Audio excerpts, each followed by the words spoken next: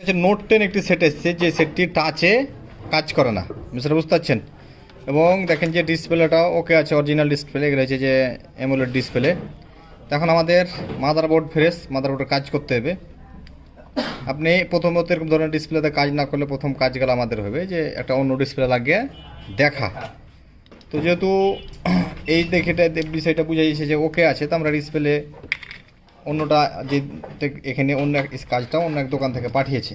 তো যতটুকু সম্ভব হয়তো বা উনি ট্রাই করে দেখেছে বা ট্রাই করেনি, এরকম যেটাই হোক। তো আমরা পূর্বে এই ধরনের কাজগুলো অনেকগুলোই করেছি, যেটা টাচের কারণে না, এটা মাদারবোর্ড থেকে প্রবলেমটা হয়।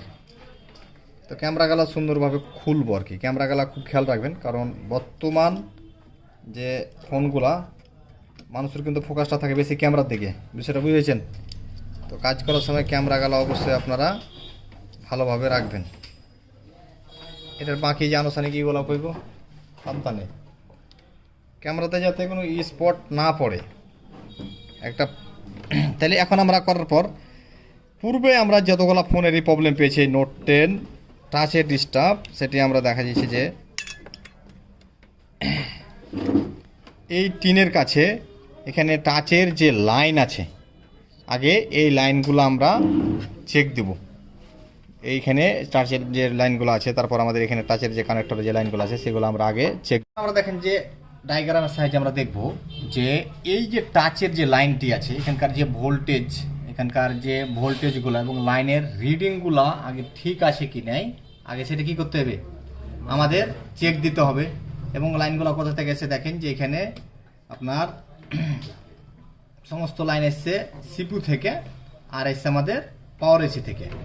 তাহলে আমরা এখন প্রথমত আমাদের কাজ যেহেতু টাচে কাজ করে না, আমাদের কাছে যেহেতু অনেক সময় এসে ডিসপ্লে থাকে না, সেহেতু এখন প্রথম কাজটা হবে আমার টাচের লাইনগুলো কি করা, চেক করা, প্লাস ভোল্টেজের লাইনগুলো চেক করা। তো আগে আমরা টাচের লাইনের রিডিংগুলো চেক করব, পরে ভোল্টেজ চেক করব। তো আগে চেক করব, চলে আসে এখানে। এখানে আমাদের দেখেন যে 3 নাম্বার 4 নাম্বার পিন, 4 নাম্বার পিনে লাইন আছে নাকি আপনারা দেখেন, আছে, তারপরেরটাতে আছে, তারপরেরটাতে আছে, তারপরেরটাতে আছে। তার মানে আমাদের 4টা লাইন, 4টা ঠিক পেলাম। তারপরের দুইটা আমরা দেখি ঠিক আছে কিনা। তারপরের এটা ঠিক আছে, আছে। তারপরে এটা বাদ দিয়ে এটা ঠিক টাচের আমরা তাহলে এখন লাইনের কি রিডিং ঠিক পেলাম। তারপর আমাদের লাইন ঠিক আছে। আমাদের এখন হয় ভোল্টেজ চেক করতে হবে। ভোল্টেজ চেকটা করলে আমরা কি করতে পারবো, পরিস্থিতিটা বুঝতে পারবো। তো সেটা আমাদের অলরেডি ক্যাপে উঠেছে, অন হয়েছে। এখন আমরা আবারও ভোল্টেজটা চেক দেব। আমাদের এখানকার 3 নম্বর পিনে ভোল্টেজ আছে 3 ভোল্ট, তারপর একটা বাদ দেয় 1.8 ভোল্ট।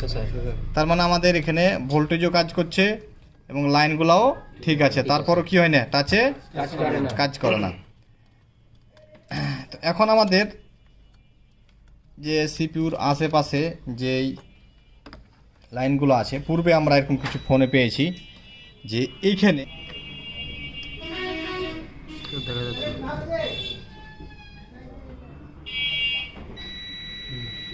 বুঝতে পারছেন এই ক্যাপাসিটিটা কি শর্ট হয়েছে। এখন আমরা এই লাইনটা চেক দিয়ে দেখি আমাদের এখানে। এখন আমরা আবারও বাজার মোডে চেক দিয়ে দেখি যে শর্ট আছে কি নেই, বুঝতে পারছেন। যেহেতু আমরা এই দুই দিক বাজছিল, এখন কি বাজছে, বাজে না, কিন্তু শুধু একদিকেই বাজছে, বিষয়টা বুঝতে পেরেছেন।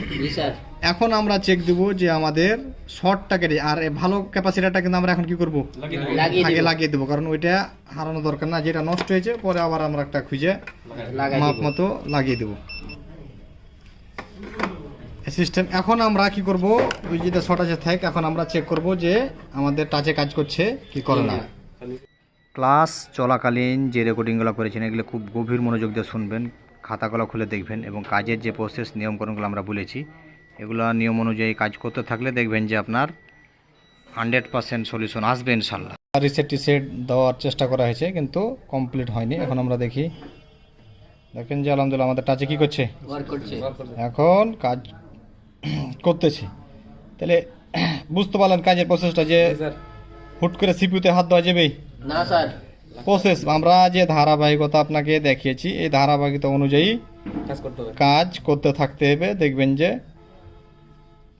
সমস্যার সমাধান ইনশাল্লাহ আছে। কিন্তু সবচেয়ে আমাদের বড় হাতিয়ার হয়েছে মিটার। মিটার আর মিটারের কলা কৌশলগুলো আপনারা বুঝতে পেরেছেন না পারেননি? পারছি স্যার।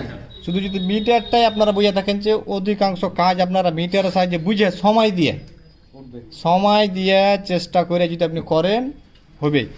হুট করেই কিছু করা যাবে না, হুট করে কোনো আইসি উঠানো যাবে না।